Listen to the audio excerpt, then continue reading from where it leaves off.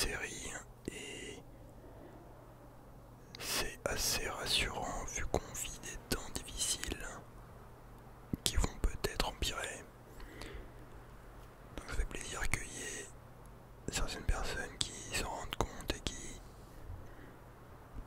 souhaitent se préparer aussi à d'éventuels imprévus. Alors, on va déjà commencer par une question. Pourquoi faire des stocks de nourriture? Bah déjà, tout simplement, s'il y a un imprévu, c'est-à-dire une pénurie, une guerre, un effondrement, vous êtes prêts, vous n'allez pas crever de faim.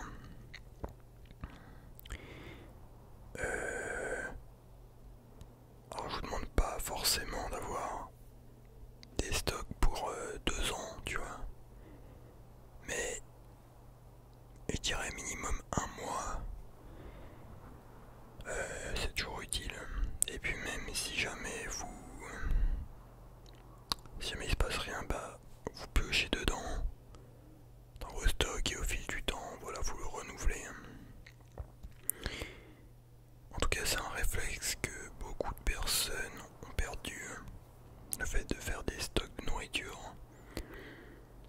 Et par exemple, moi en Pologne, bah, ma famille, mes grands-parents, par réflexe, ils ont toujours des stocks, tu vois, dans la cave quand même, genre des dizaines de bocaux avec des, je sais pas, des cornichons, des betteraves, tu vois, des trucs qui durent des années. Et c'est un truc qu'on a perdu un peu aujourd'hui parce que tout le monde croit que voilà, tout va aller super bien jusqu'à la fin des temps. S'il y a un problème, l'État va nous sauver. Mais l'histoire montre que des fois tu peux compter que sur toi-même. Et en fait, ouais, c'est la cigale et la fourmi, quoi, littéralement. Faut savoir que dans les supermarchés en France, ils fonctionnent avec des flux tendus, c'est-à-dire que les supermarchés ont des stocks pour 3 jours. Donc voilà, imaginons que la chaîne d'approvisionnement se casse.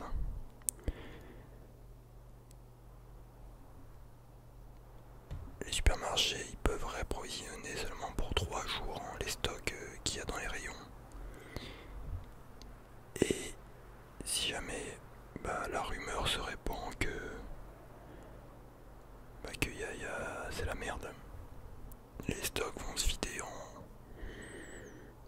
un jour et demi, 2 jours, très très rapidement, tu vois. Donc voilà, les gens qui se disent ouais bon, au pire au dernier moment je ferai des courses. Voilà, c'est pas le meilleur bail, je pense. Après vous faites comme vous voulez. Donc on va commencer. Je vais vous faire une petite liste globalement des choses indispensables à avoir si vous voulez faire des stocks de nourriture. Alors après, en fonction des kilogrammes et tout à acheter, faut que vous voyez en fonction de combien vous êtes. Je mettrai 2-3 liens intéressants dans la description pour les listes détaillées. Après il y a plein de sites qui proposent des listes de survie pour un an. Mais voilà, je vais un peu vulgariser le truc. Donc déjà ce qu'il faut, c'est un lieu de stockage pour votre bouffe que vous allez acheter. Si vous êtes dans un petit appartement de 20 mètres carrés, 30 mètres carrés, c'est un peu la merde pour stocker ça. Donc l'idéal c'est d'avoir un petit coin à la campagne ou alors tu fais ça chez tes grands-parents ou je sais pas quoi, tu vois, tu t'arranges avec eux. Ensuite, la liste elle va être plutôt logique. En fait, avec ce que vous consommez d'habitude. Bon voilà, si tu manges du McDo, je te demande pas de stocker des Big Mac dans ta cave, tu vois, évidemment. Mais globalement, voilà. Tout d'abord, de l'eau. Donc je dirais... je pourrais pas trop donner une estimation de combien il faut, mais tu prends en compte que tu as besoin d'1,5 litre d'eau par jour pour une personne pour boire. Avec ça, tu rajoutes l'eau dans la cuisson qu'il te faut pour la cuisson des aliments, pardon. Celui aussi pour laver la vaisselle, se laver. Voilà. Déjà, ça monte pas mal, tu vois, la quantité nécessaire. Après, voilà, c'est encore une fois, c'est en fonction de où vous êtes. Si jamais t'es à la campagne et t'as une sorte de pompe pour puiser l'eau dans la nappe phréatique, là t'es bien. Après, tu peux aussi acheter un filtre Berkeley. C'est un truc qui filtre l'eau de pluie et tout. Ça coûte assez cher, mais voilà, si t'as les moyens, c'est carré.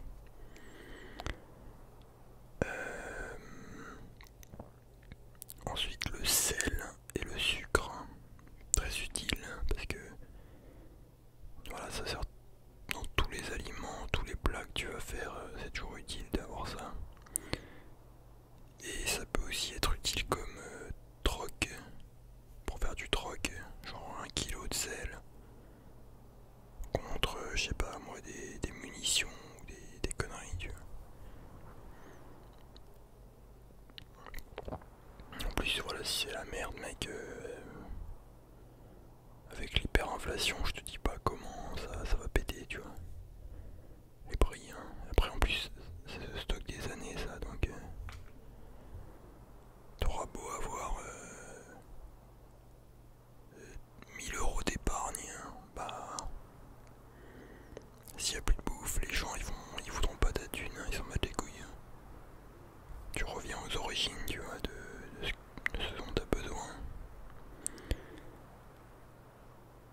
Ensuite, les denrées non périssables.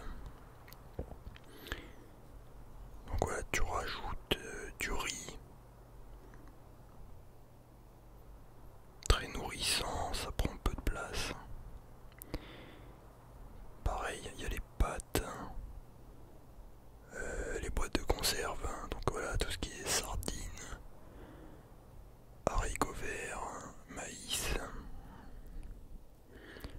ouais, raviolis, cassoulet, toutes les conneries comme ça tient des années.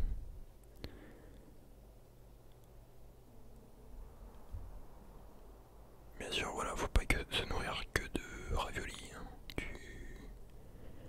L'idéal c'est de varier les aliments que tu achètes pour que tu aies tous les oligo-éléments nécessaires pour être en bonne santé, etc. La confiture aussi c'est pas mal. La semoule, la farine. La farine, si tu sais faire du pain, c'est nickel, hein. Tu prends plusieurs kilos, je sais pas, 40-50 kilos. Tu tiens des années avec ça. Tu te fais des gâteaux, des pains et des conneries. Salade de fruits aussi en conserve, c'est pas mal.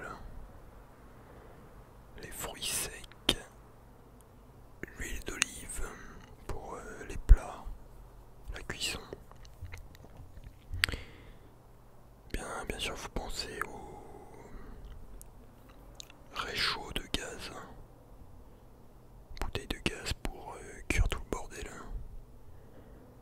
Bon, après, si vraiment t'es en déj, tu peux faire un feu dans une forêt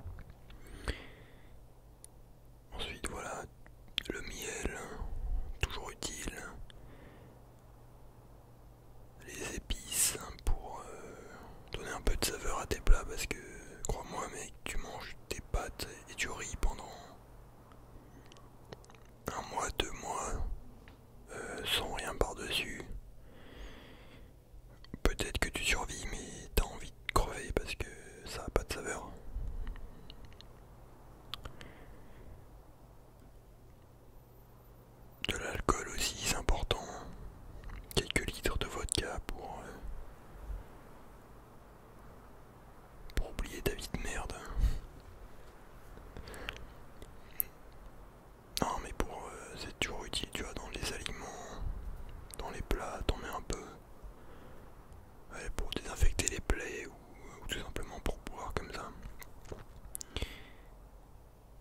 Et aussi pour faire du troc. Toujours important également d'avoir des petits plaisirs. Pour pas déprimer, donc voilà. Tout ce qui est snacks, bonbons. Des trucs qui tiennent longtemps, tu vois, pour du chocolat. Le chocolat c'est bien aussi. Donc voilà, varier les aliments surtout c'est important. Mais avoir quand même une grosse base de riz, conserve, pâtes, eau, voilà. Et également des vitamines pour combler les manques éventuels que tu pourrais avoir, hein, surtout si t'as pas de jardin avec des pommiers, des trucs, des arbres fruitiers, t'as besoin de vitamine C par exemple. Pour le système immunitaire, c'est important.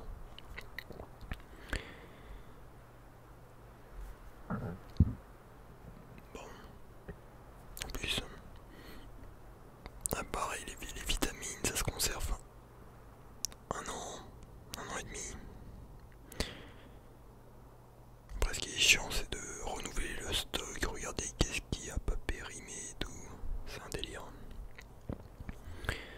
Si tu gères mal le truc, tu peux perdre de l'argent. Et l'idéal également, c'est d'avoir des graines et un potager. Pour, voilà, tu sais jamais, ça dure plusieurs mois. Si à un moment vraiment c'est la merde, il y a un rationnement, c'est la famine. T'as tes graines, t'as ton potager, tu plantes, et voilà, quotidiennement t'as de la bouffe quoi, des légumes, des fruits et tout. Et encore mieux si t'as des poules parce que ça te donne des œufs.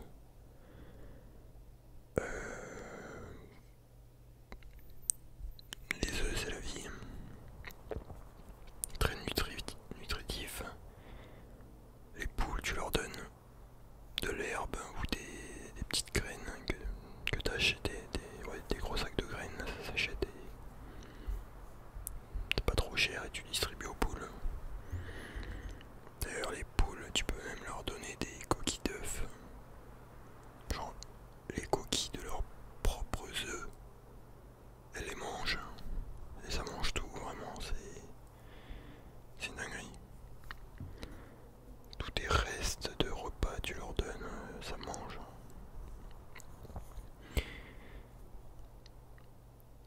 Et bien sûr oui il faut avoir des bocaux en verre. Si jamais tu veux conserver des aliments ou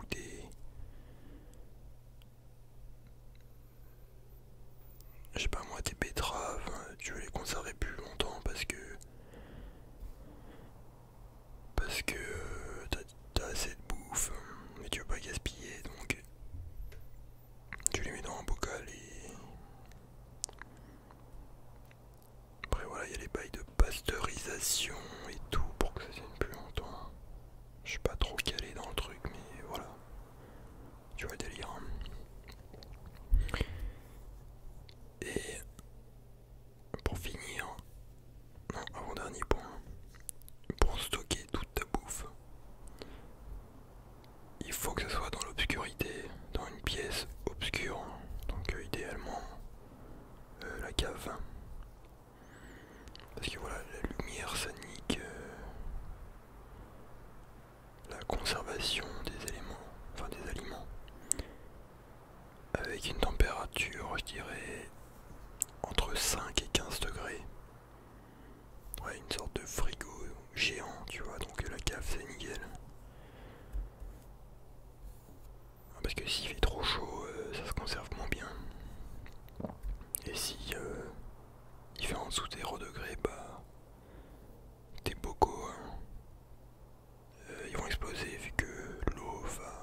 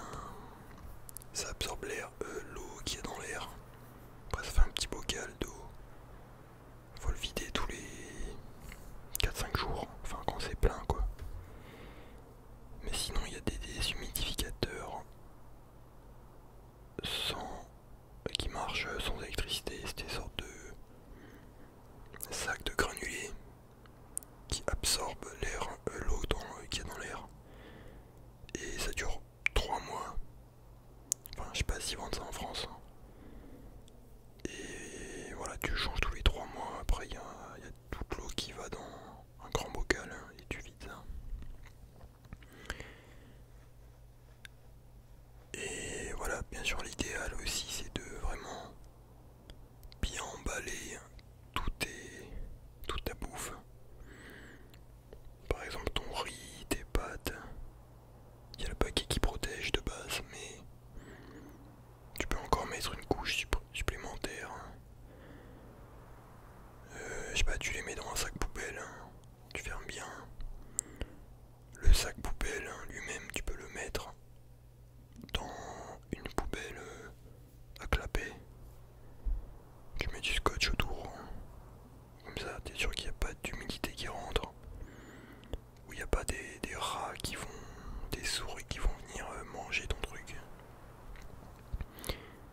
Ouais, donc également dans la pièce, tu mets des pièges à souris, à rats. Et tu peux aussi mettre des petites palettes comme ça, anti-mite ou anti-insectes, tu vois, pour les éloigner. Donc oui, ça fait beaucoup, mais voilà. C'est vraiment si tu veux être carré dans le truc. Voilà, si t'as pas tout ça, ça peut le faire quand même, mais voilà, je te dis des petits trucs simples pour que ça tienne bien, tu vois. Également, tu peux acheter, si jamais t'es dans ta maison et qu'il y a une couille, je sais pas, il y a une inondation, il y a une armée qui attaque, il faut que tu te casses de ta maison. Il faudra que tu te fasses un sac d'évacuation d'urgence. Ça, on l'abordera dans une autre vidéo. Mais voilà, tu peux acheter de la nourriture d'urgence de l'armée. C'est des sortes de rations comme ça. Ça s'appelle NRG5 Ration Food. Des sortes de grosses tablettes qui prennent pas trop de place. Et normalement ça te permet de tenir plusieurs jours. Oui, enfin je sais plus exactement, mais chaque tablette te permet de tenir un jour au moins, mais après tu peux rationner et tenir 2-3 jours tranquillement. Si jamais il faut que tu te casses et tu peux pas prendre trop de trucs, tu vois. Bien sûr, c'est pas très bon à manger, mais voilà, il y a tout ce qu'il te faut là-dedans. Et t'es pas censé manger ça pendant 10 mois, tu vois. Bref, voilà, on a fait un peu le tour du sujet. Enfin, on a survolé un peu parce que voilà, c'est une vidéo SMR, je vulgarise.